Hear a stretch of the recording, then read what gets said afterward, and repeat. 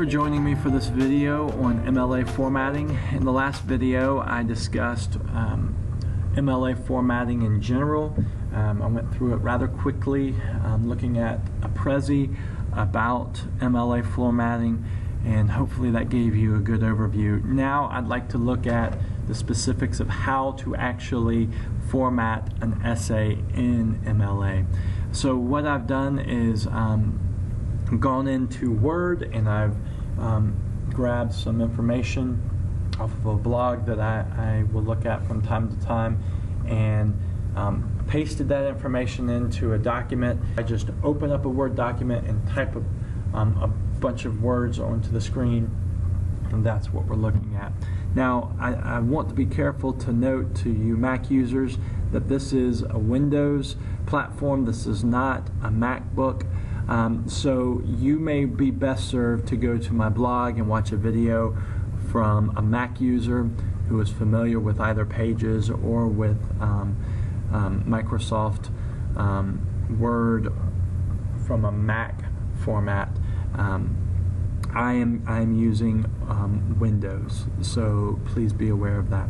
Alright, so for you Windows users, we'll go ahead and get in. First thing you want to do is make sure that you've got your cursor on the document so that Word is actually up. Click on Word and then hit Control A. Of course you can left click and just drag and get everything selected that way. I prefer just to use Control A on the keyboard at the same time. Now you'll want to right click and select paragraph as follows. When you select paragraph, there's a couple things you'll see, and there's three main things you'll have to do. First, you'll want to select 0-point spacing. This is before and after each paragraph.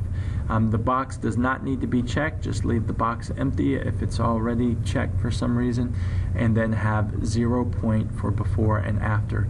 Your line spacing needs to be set to double, and then you will click OK. The next thing you'll want to do is right click again and hit change your font to Times New Roman.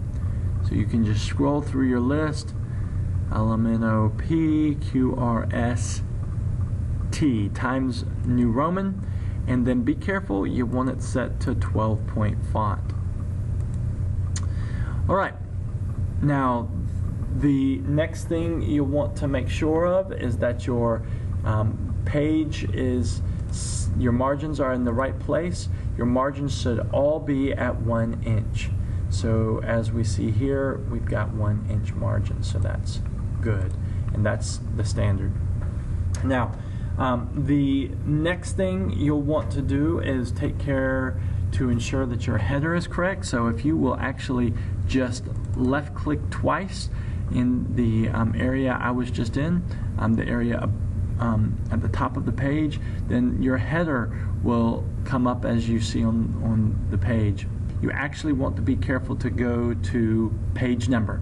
Now page number, you'll go to top of page and you'll hit the third option where the page number is all the way to the right. When you've selected this, you'll want to actually right click and change this to Times New Roman 12-point. And then you can go in and actually type in your last name and make sure that that's set to Times New Roman 12. Now after you've done that, you click back on your document, and notice that as you go to the next page, the page number automatically turns to 2 if you had not done it the way I did it. Let's just say you go in and you go to your header and you hit over and you hit last name, Pelham, and type 1. You just type 1 as opposed to selecting it. Notice it stays at 1. So you need to follow the process that I've just outlined, and that is go into page number, not header or footer, go into page number, go to top of page, select page number 3, type in your last name, and then of course make sure that your font is Times New Roman 12, and you'll be good to go. Just left click out of that and you're good to go there. It's automatically at a 1/2 inch, which if you listen to the last video, you know it needs, this is the only thing, the header is the only thing that needs to be at a 1/2 inch. Now you'll want to put your title and your heading. Remember, your heading is to be your name. So my name is R. Allen Pelham. I am your teacher, so you'll want to put your teacher's name. You'll want to put your class.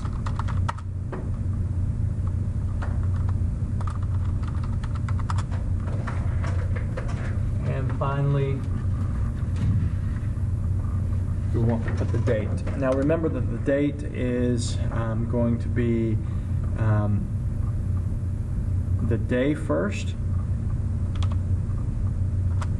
then the month, and then the year. Now your title, you can justify it into the middle. Notice I clicked here, and we won't use anything fancy. Research essay, and then we can hit tab to at the beginning of each of our paragraphs.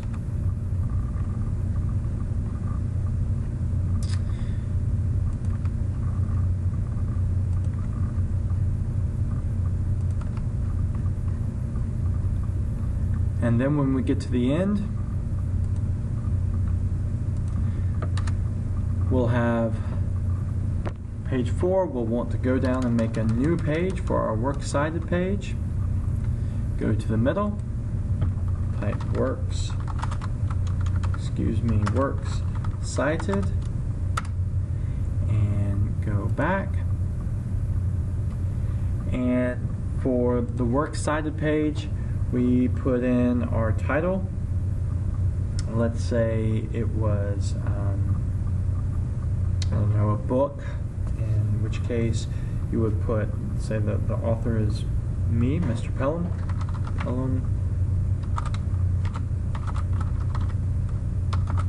The title of the book.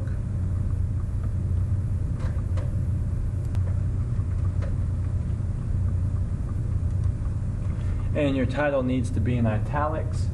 So let's say I wrote a book on English grammar.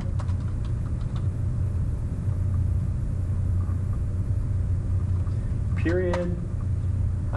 Let's say it was published in Jacksonville. It would certainly help if I spelled grammar correctly. So we'll put the city of the publication, Jacksonville, with a colon. That's the 2 dots as you see on the screen. The 2 periods on top of each other. Let's say it was Penguin.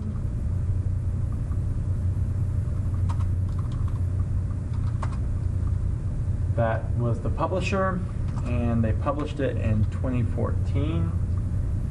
Period, print, period. That would be an example of how you would cite a book with one author. And if you wanted to cite a website, let's say that I've thrown up a website, I found a website that is, I don't know, English Grammar is the name of the site.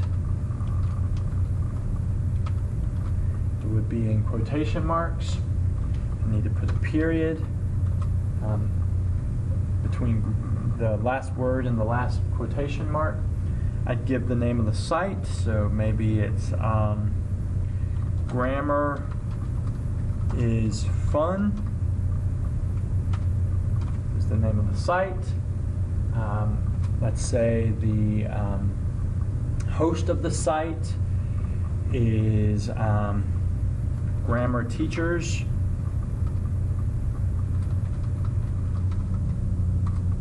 USA.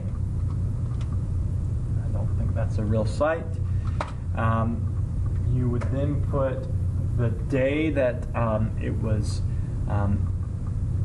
published onto the site, but let's say that the site doesn't publish the dates, and so you don't know when to put, so you put ND for no date, and then you would need to put what kind of medium, web, and then you would need to put when you found it. So let's say today is the 24th. Let's say you found that website on today.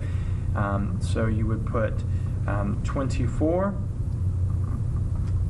Remember, always day first, then month, November, then 2014.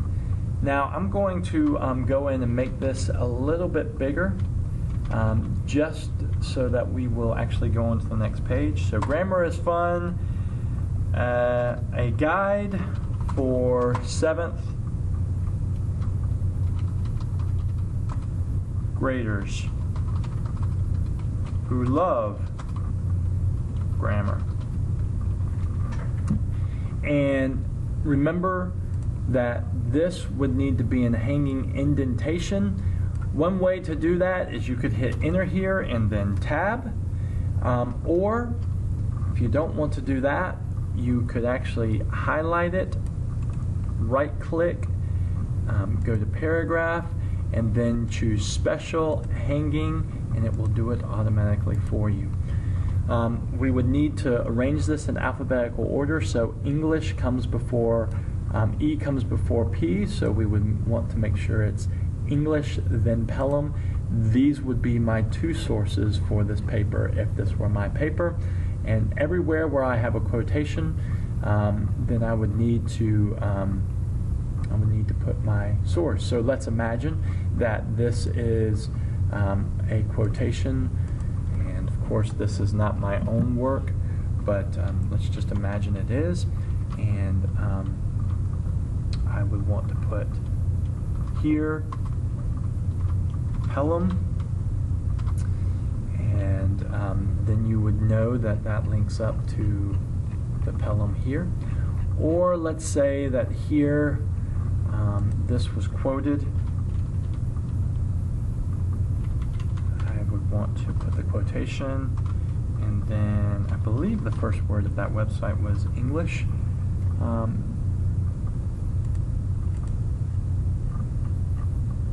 That's right, so I would just put English. Most of your sites will be a website or will be a book by a single author, and so hopefully this has been helpful to you as you have tried to sort out how to actually walk through this process. Now, somehow I skipped a few lines. This should be the very first line, I guess, because I put things here. If you have any questions, please see me. If you follow what I've done here to a T, then you should have no issues with your MLA formatting. If you did not follow each of these steps, then you will probably run into some issue somewhere. Again, any questions, please see me. Thank you and have a wonderful day.